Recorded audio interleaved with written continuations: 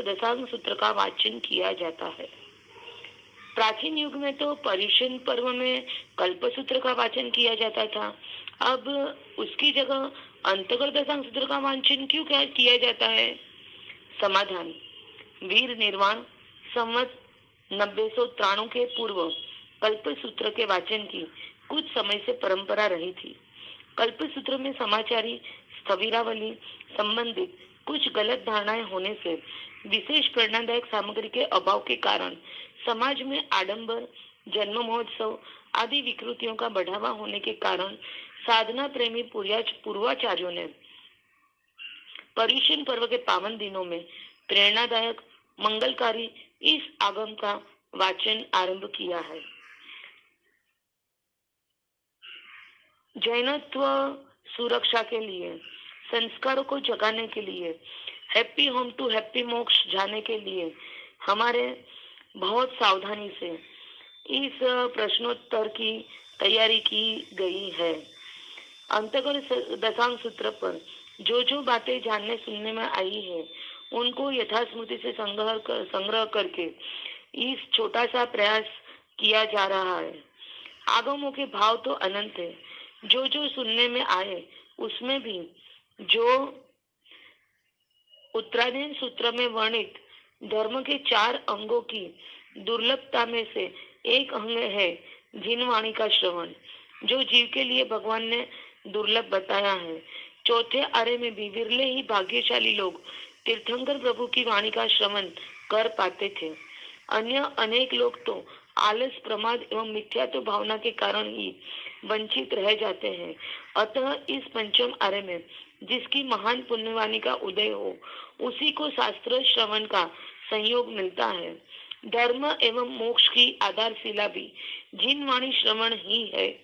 भगवती सूत्र में स्पष्ट रूप से कहा गया है कि शास्त्र श्रवण के अनंतर सामान्य ज्ञान होता है, उसके बाद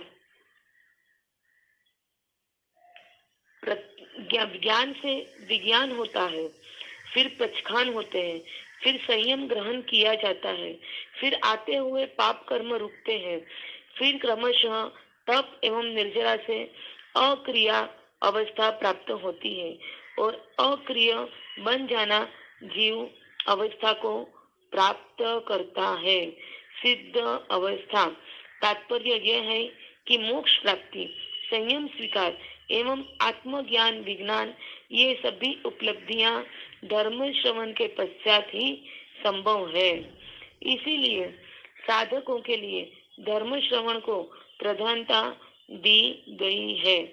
तो उस धर्म श्रवण में से अब कुछ प्रश्नोत्तरी आपके सामने रख रहे हैं। प्रश्न: दूसरे आगमों में भी अनेक साधकों का वर्णन दिया गया है, फिर इस आगम को क्यों प्रधानता दिया जा रही है? अन्य आगमों में भी अनेक साधकों का उसी भाव में मोक्ष जाने का वर्णन मिलता है, लेकिन इस आगम की यह विशेषता है कि इसमें कथित सभी साधकों को जीवन के अंतिम काल में केवल ज्ञान हुआ।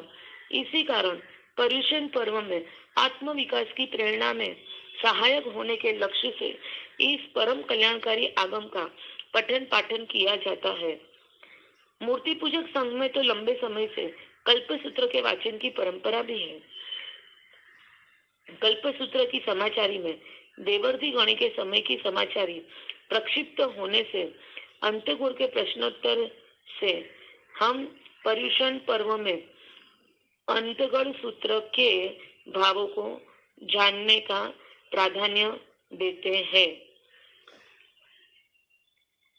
पर्युषण पर्व के 8 दिनों में सुलभता से इस सूत्र का वाचन पूरा किया हो सकता है। अंतगढ़ सूत्र के उद्देश्य समुद्देश्य का काल भी 8 दिनों का ही है, अर्थात पर्युषण पर्व में जब इसके वाचन की परंपरा नहीं थी उस समय भी इसे 8 दिनों में ही पढ़ा जाता था। और इस सूत्र का कलेवर न तो अति लघु है न अति विशाल है, इसलिए यह सूत्र पर्युषण पर्व में सुनकर, पढ़कर आत्मा अपनी आत्मा का कल्याण कर सकता है। छोटा कलेवर होते हुए भी यह सूत्र विविधता से भरा हुआ है, इसलिए इस सूत्र को पढ़ने का महत्व दिया जाता है।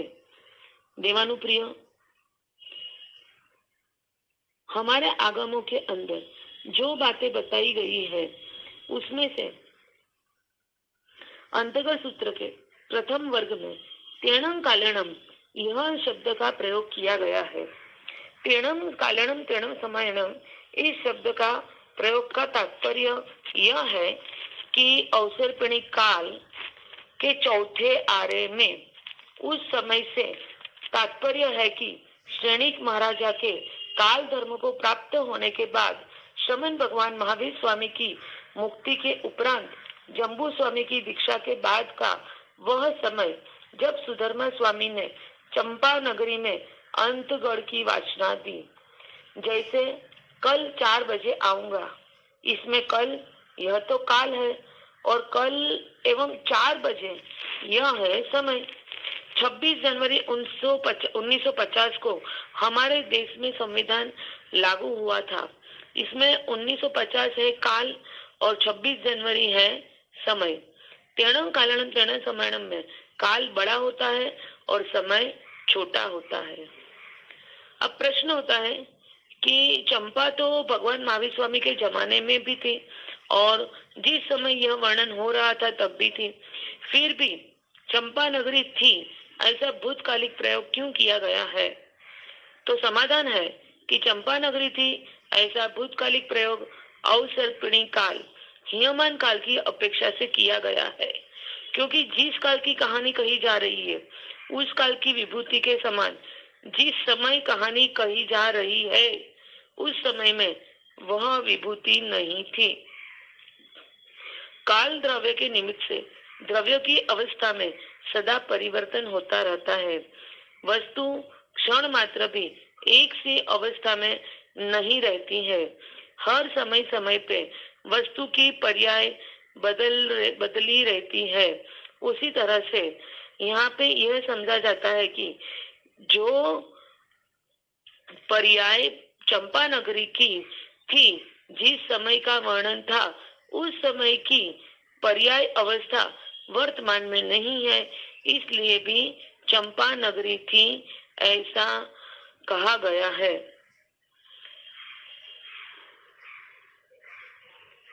चंपा नगरी में कौन से यक्ष का यक्षायतन था?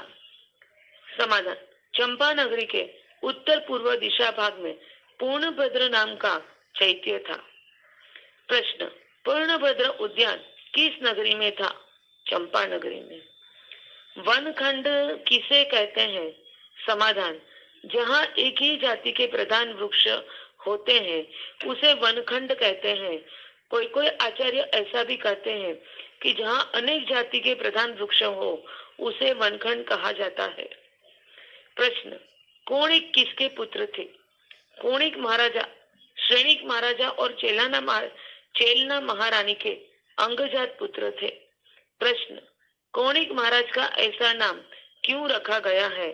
समाधान, उनका जन्म होते ही उन्हें उकड़ी पर डाल दिए जाने से मुर्गे द्वारा उनकी अंगुली कुतर दी गई थी और इसकी वजह से उसका नाम कोणिक रखा गया है। प्रश्न, कोणिक किस नगरी का राजा था? समाधान, चंपा नगरी का। प्रश्न, चंपा नगरी में किसका पदार्पण हुआ? समाधान, उस समय चंपा नगरी के पूर्णभद्र उद्यान में आर्य सुधर्मा स्वामी 500 अंगारों के साथ पधारे। प्रश्न, चंपा नगरी में सुधर्मा स्वामी क्यों पधारे, कैसे पधारे? समाधान, पूर्वी से विचरते हुए ग्रामानुग्राम विहार करते हुए पधारे, यह कहने का यहाँ प्रयोजन है। प्रश्न, सुधर्मा स्वामी के लिए यहाँ आर्य विशेषता क्यों दी गई है? गणधर भगवान सुधर्मा स्वामी। समाधान, जम्बू स्वामी और सुधर्मा स्वामी आदि के लिए आर्य विशेषण आया है। उसका सामान्य अर्थ होता है निष्पाप जीवन जीने वाला। अतः यह विशेषण उनके निष्पाप जीवन को बताता है। निष्पाप जीवन जीवन जीने वाले श्रमण का उत्तम आचार होता है। जहाँ गृहस्थ के साथ वह विशेषता नहीं होती है तो वह उसका उत्तम कुलशील बतलाता है। इसलिए सुधर्मा स्वामी को आर्य विशेषण दिया गया है। जय जिनेन्द्र। कमत कामना विशेष प्रश्नोत्तरी अवसर पे दी जाएगी।